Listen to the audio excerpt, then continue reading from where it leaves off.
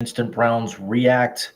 Let's just put it right up there. The Browns lose as usual to the Baltimore Ravens today by a score of 23-20, dropping the Browns at 2-5. They have now lost four in a row. Baltimore wins going to 4-3. As you can see, the Browns are now off until next week, Halloween night, where they will face the Cincinnati Bengals, which was supposed to be the original return of one Deshaun Watson, and then that's been pushed back to early December. The Ravens will now be in Tampa Bay, who's going to be looking to kind of extract a pound of flesh after their abysmal performance today against the Carolina Panthers.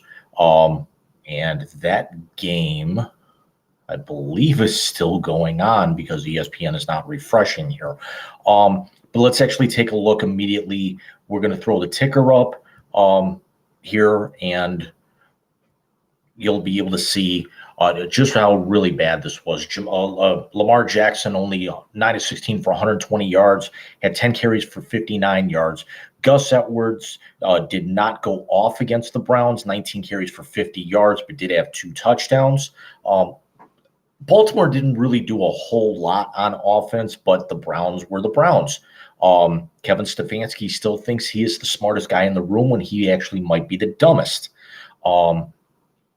The penalties killed both teams throughout the day. Couldn't really get a whole lot of consistency. You do see there that Nick Chubb, 16 carries, 91 yards, and a touchdown. That touchdown was on the opening drive.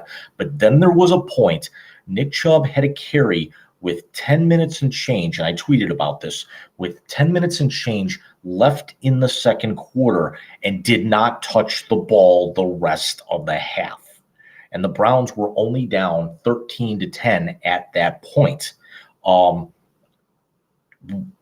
fact that they settled in and went back to the run when trailing by 10, maybe that actually is maybe Stefanski's, game plan is written backwards. He's got all of his offensive plays on the defensive side and vice versa. Maybe he's even taking it a step further. He's got all of his run plays called his pass plays and vice versa, because you were within 3 and then abandoned the run, and then you were down 10 and went back to the run. Quite honestly, I even put the tweet out there when I tweeted about that. Is it really time to just kind of fold up and move the franchise at this point, considering nobody's going to get fired in the Andrew Berry regime? The defense still can't get off the field. Joe Woods is one of the worst defensive coordinators in really since this team has come back in 1999. Kevin Stefanski is looking for like a one-year flash in the pan when he won the Coach of the Year and took the Browns to the playoffs.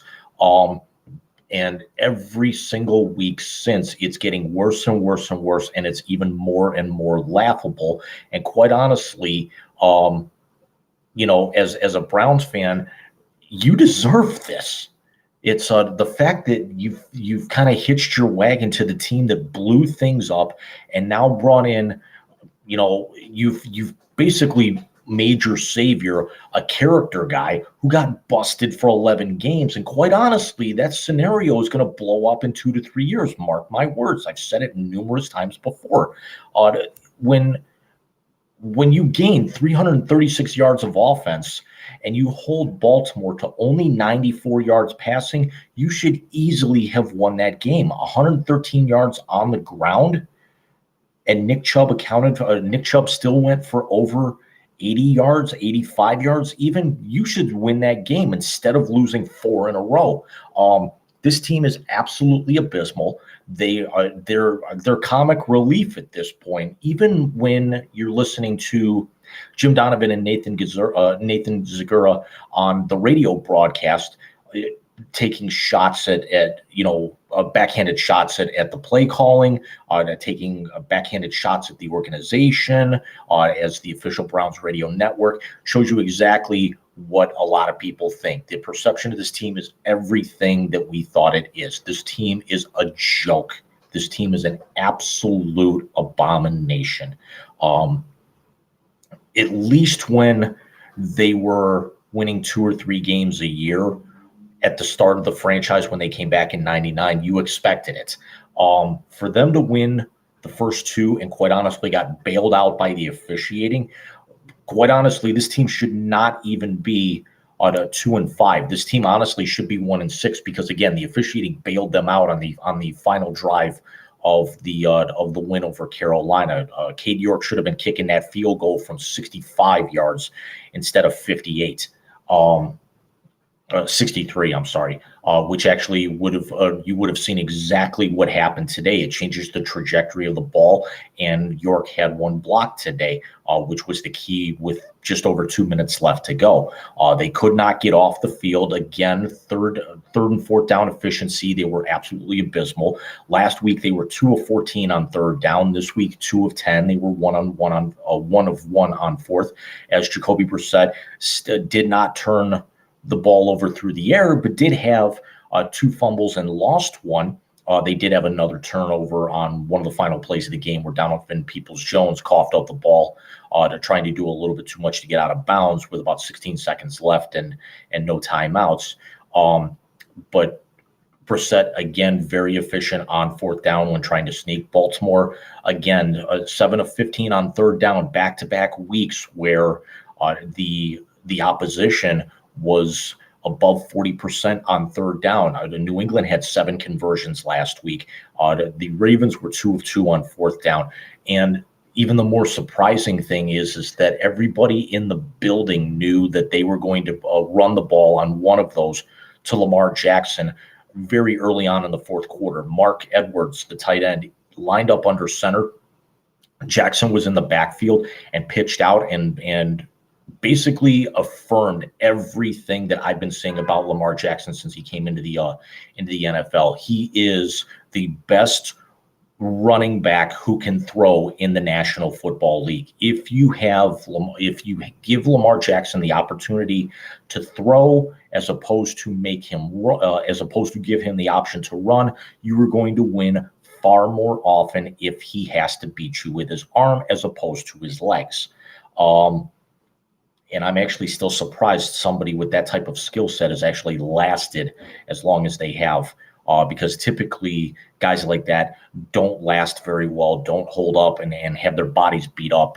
He was sacked 5 times today. Now, it wasn't like the last time the Browns and Ravens met up where the Browns defense got to him as much, because they actually ended up knocking him out of the game in the fourth quarter, and he ended up missing the better part of a month with an injury down the stretch during the playoff run. But again, with the ticker you still see down at the bottom, Baltimore not running, not going off on the run.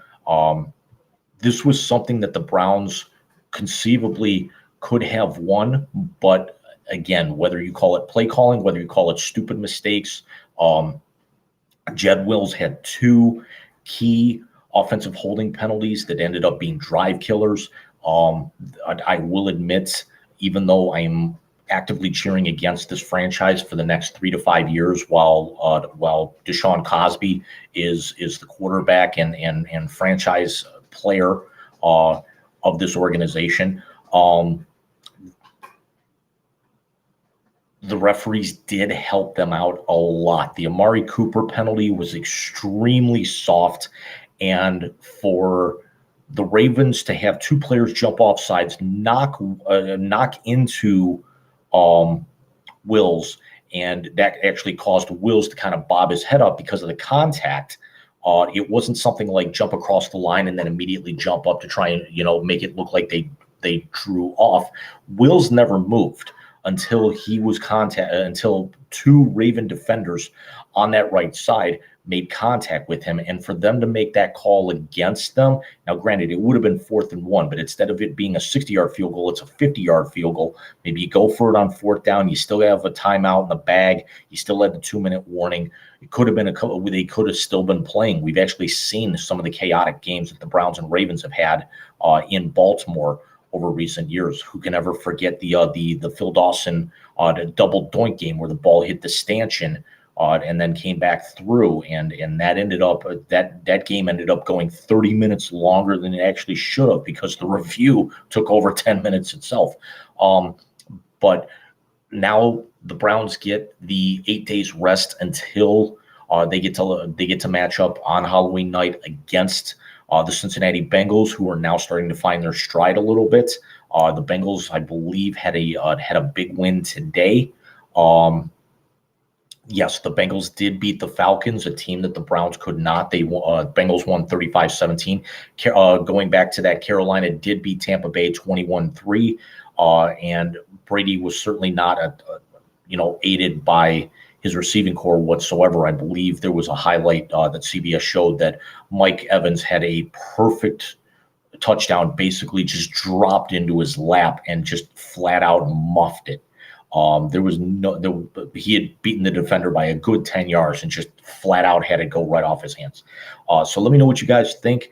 I will actually see you guys maybe not next Monday night, but we'll probably do something Tuesday, November 1st, because of how late that game's going to end up going, because I'm not going to have the full stat line there, and I'm not staying all the way up until 12:30, 1 o'clock watching that crap. So let me know what you guys think, and I will see you guys next Tuesday with the JC24 Sports Note Browns React, and then we'll also be back with another Sports Note sometime middle of this week as well.